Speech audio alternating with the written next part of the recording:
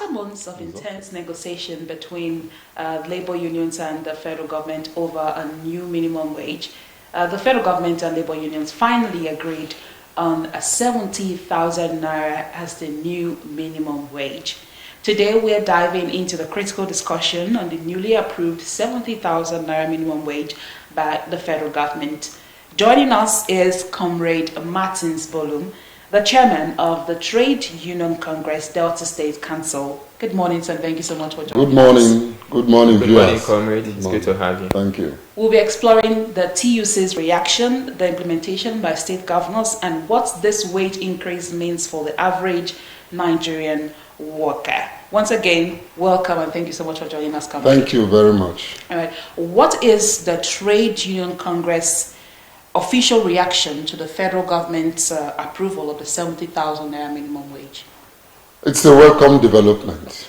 We actually fought to get it higher, but considering every indices, everything that was considered, we settled for the 70,000, and it's a good one.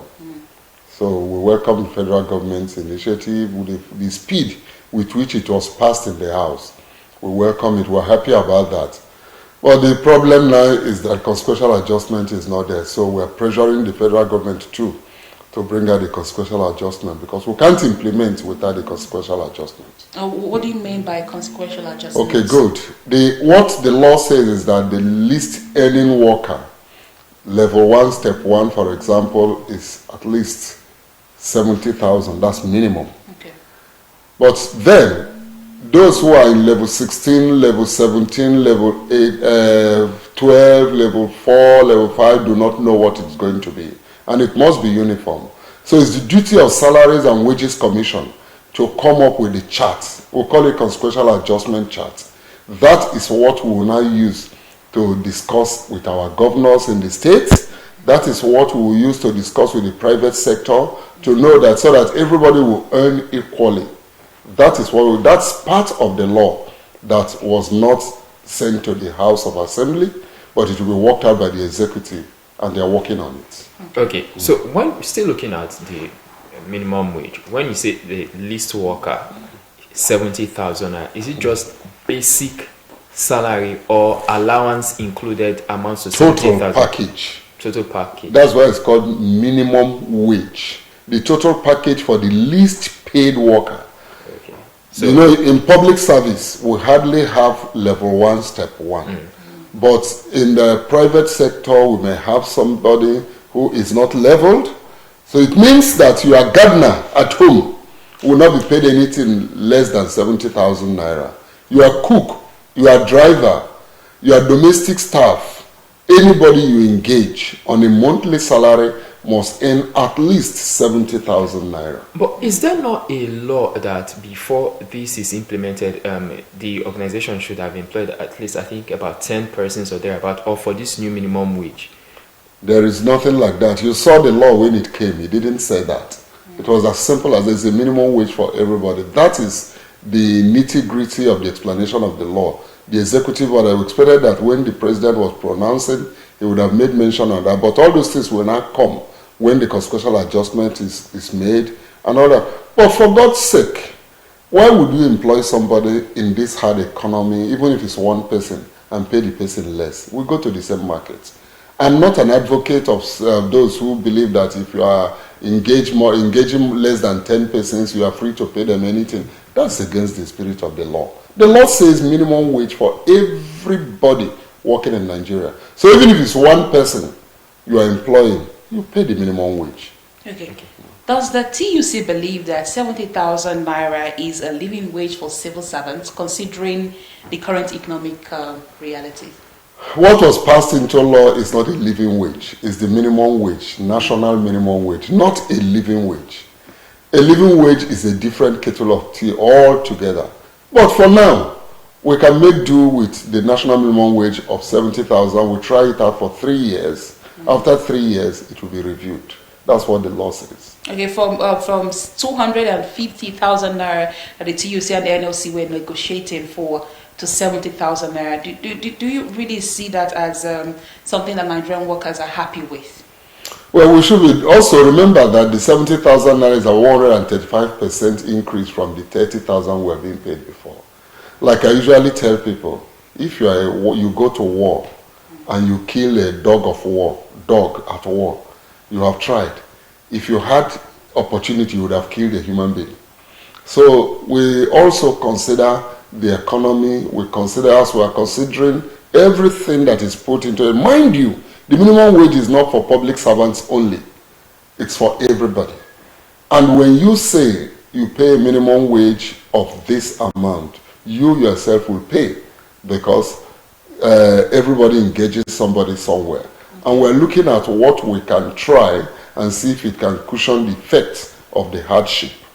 So I believe it will have a serious effect, because with the minimum wage of 70,000, more money will come into circulation, people will invest, people will do some other things, and the economy will begin to revive. Okay. Now, considering that and the palpation of how the people feel towards that amount and all of that, also during the negotiation, the NGF and Nigeria they came up, governors were very vocal. At that point, they even said they could not pay 60,000 naira. So what changed? Is it that the president used his veto power, or now the governors have accepted to pay the 70,000 naira?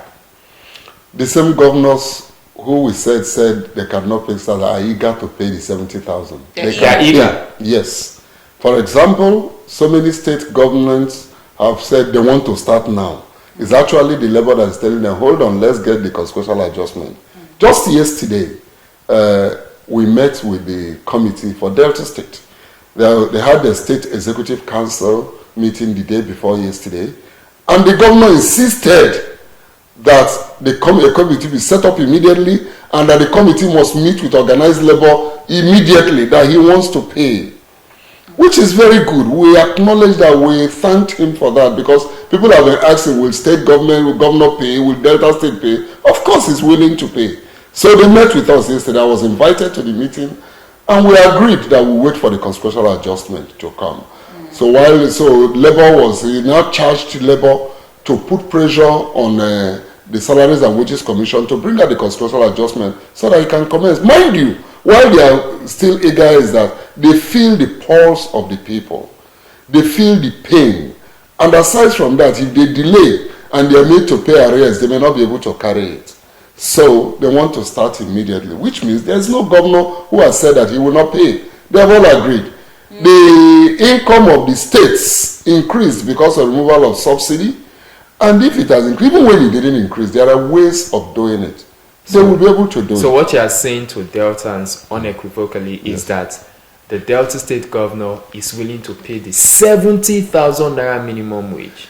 Our governor is not only willing, but he's ready to pay the 70,000 naira minimum wage. We have a governor who feels for the workers and is eager, not just willing, eager.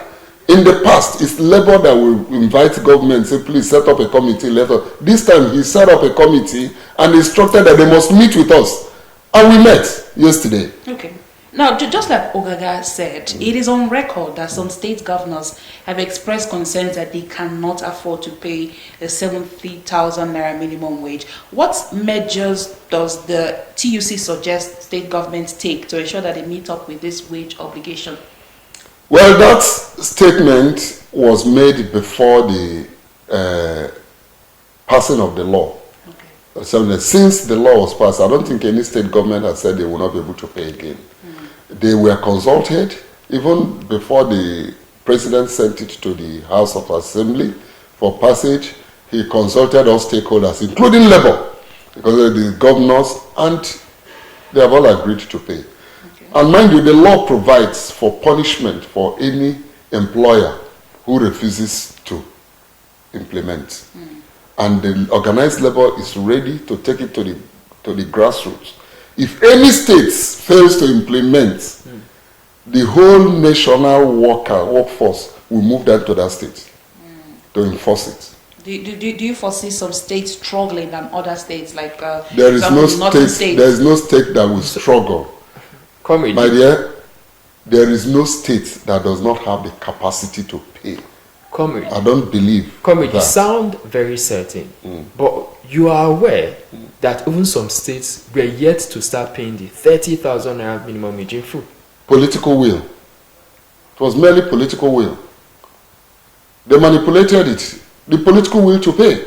Some of those states were buying vehicles, they were doing some projects that were not even for the people. But Labour, as at then, did not see that it was enforced. So why should the Nigerian people trust the NLC and TUC, the organized labor, that they can fight for a 70,000 naira when they did not fight for 30,000 naira? Okay, let me bring you back to what happened recently. Okay. In the past, the issue of minimum wage negotiations never went the way this last one went. Okay.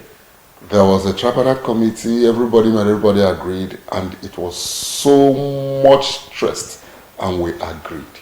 That of 30,000, yes, we discussed it, but it didn't go this way. So everybody is aware. We are more conscious of the fact. And when 30,000 was set, the situation of the economy and it was not this bad. Now it is terrible. So everybody will comply. I'm assuring you. Okay. Don't worry, we will go out. Tell us, what step is the TUC planning to take if any of the state government refuses to implement the new minimum wage? Simple, we mobilize the whole country, not just the state. In the past, it was left for the state councils. But this time, the entire TUC, the entire NLC, the labor in the whole country will mobilize to that state. We will take our dwelling place in that state, and the governor will have to host all of us. Okay, so now this is an extension from that question. Yes. What if it's the private sector? Yeah. We mobilize. We shut them down. Yes. So what happens to the staff that were earning, let's say, 50,000 naira? They will lose the whole 50,000 naira now. Why would they lose the whole 50,000? They must pay. We'll shut them down, they pay. Would you think they want to let their business go because they don't want to pay the minimum wage? They will pay. They all agreed. We had a consensus. The private sector was involved in the negotiations. They are ready. Once the constitutional adjustment comes, mind you, most private sector government big companies were paying more than 70,000. Okay. Most of them already. The TUC, is there a timeline given to state governors to implement this new minimum wage?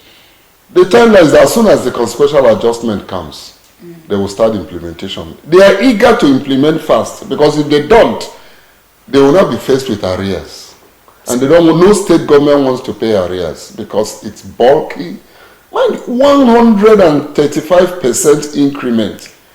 So if you miss out 1 month, it's going to be heavy on you.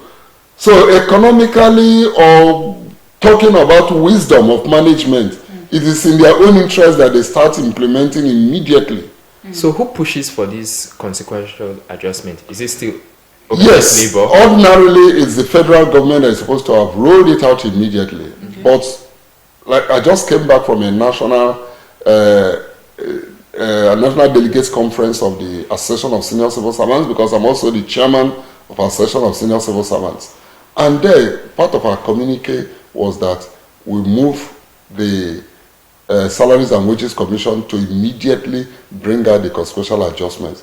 As at yesterday, when I was going in for the meeting with government yesterday, I called the Secretary General. He said he was already in National Wages and Commission office in Abuja. They are pressuring them to complete the assignment and bring it out. NLC Secretary General was also there. So labor is pressuring. But we don't want it done haphazardly so that the workers will not be cheated.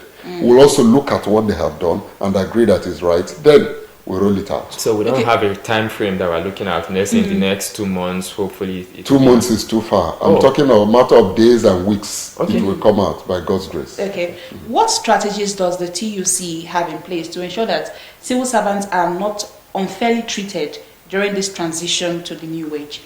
That is what I'm telling you.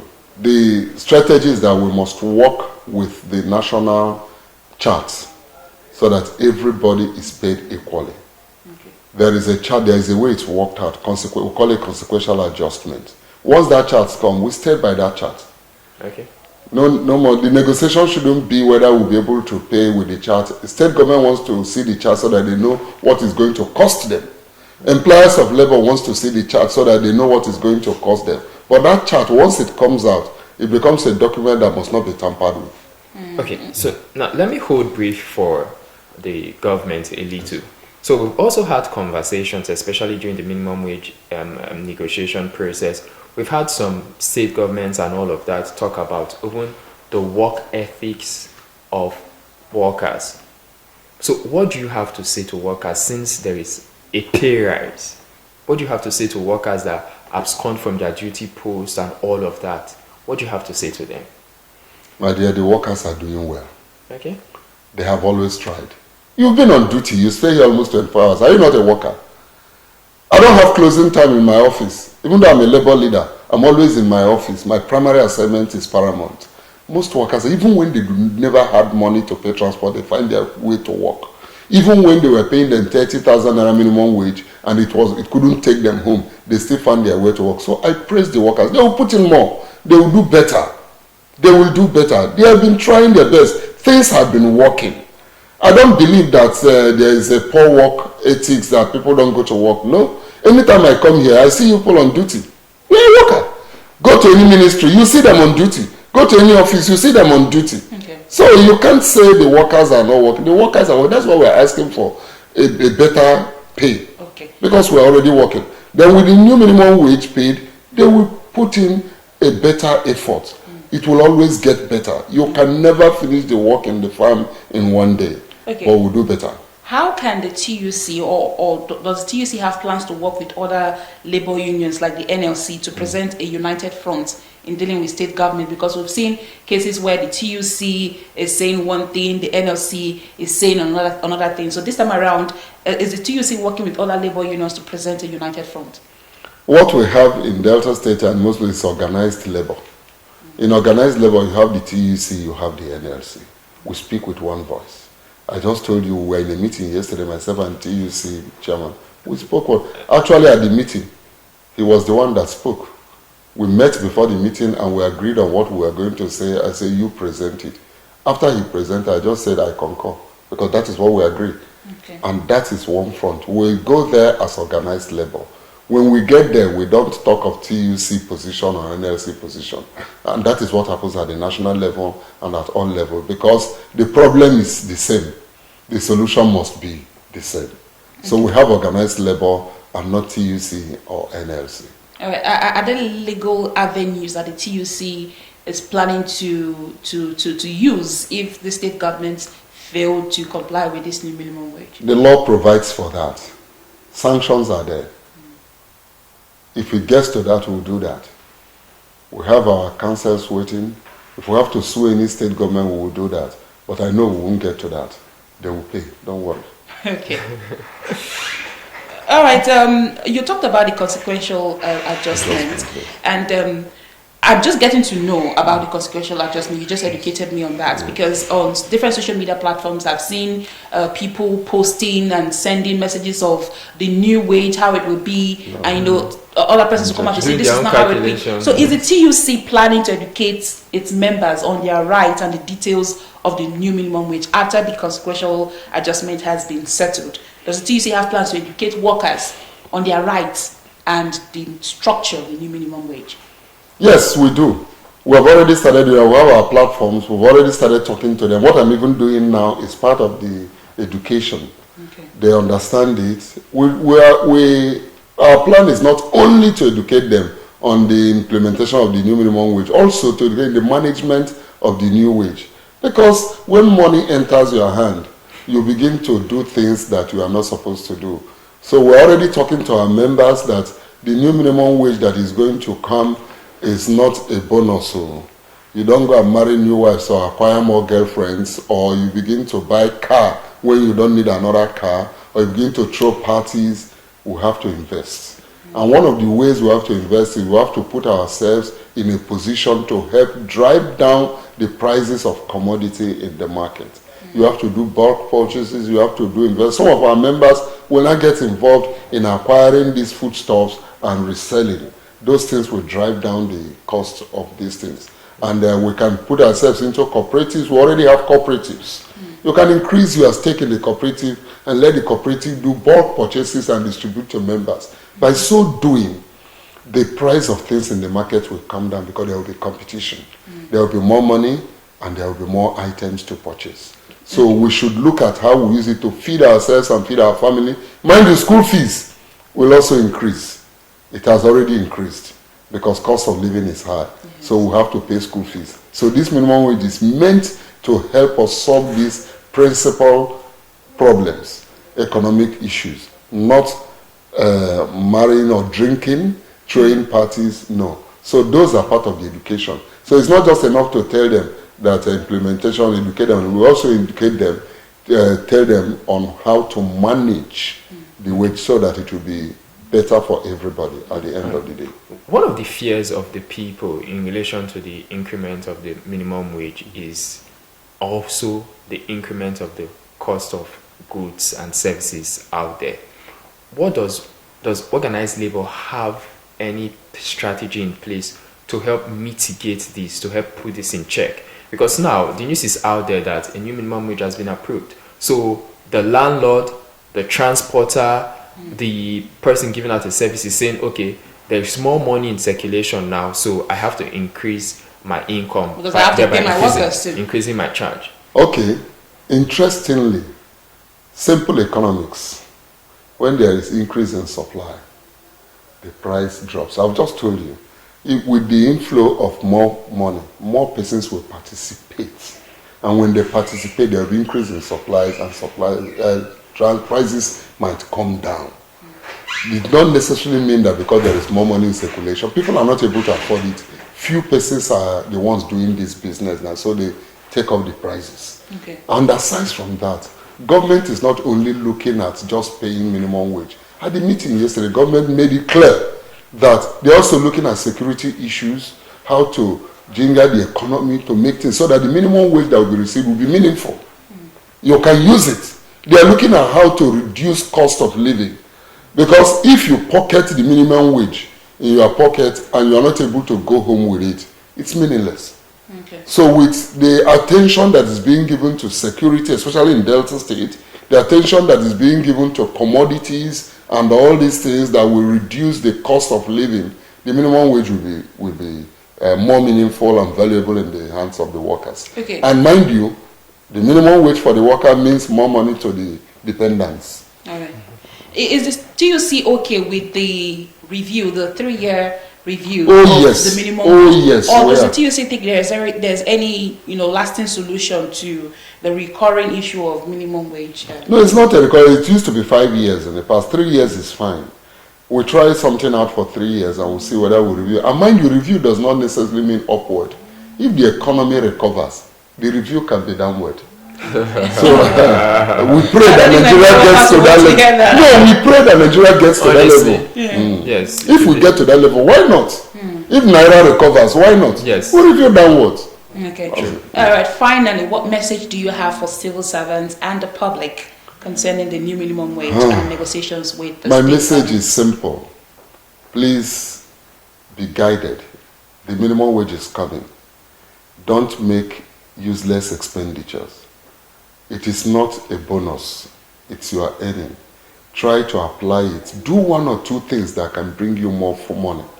Don't just, but then take care of your feeding, your health, and take care of yourself. But try to invest a little. Even if it is 25% of your entire earning, do little investment and earn more money, and the system will be better. Thank you so much, Comrade Martins Bolum, the Chairman, Trade Union Congress at Delta State Council. Thank you so much for sharing your insights with us. Thank you. All right, you've heard it from the TUC Chairman. Make sure that as we are waiting for the new minimum wage, make sure you have plans to invest and use your money wisely. He has assured us that the TUC and the NLC, the organized labor in Delta State, that they are here to fight for the workers, to make sure that the state governor and the state government pays the new minimum wage in Delta State and in other states as well. As a wrap up, Ogaga, your last word. All right, thank you very much, Comrade, for bringing the good news to us and to the Delta State government for the willingness to want to implement the new minimum wage. And I also want to speak out to that person out there in business or whatsoever. It's not the increment in the minimum wage. It's not an avenue for you to extort your fellow man also try to make society better, because you run society alongside government, make the cost of living fair for one another. It is I, Ogagagama, thanking you so much for your time. Thank you so much for joining us this Friday morning. On behalf of the production crew led by our producer Francis Ofude, we say thank you. This is Blessing Lucia signing off. Have yourself a wonderful weekend. Goodbye.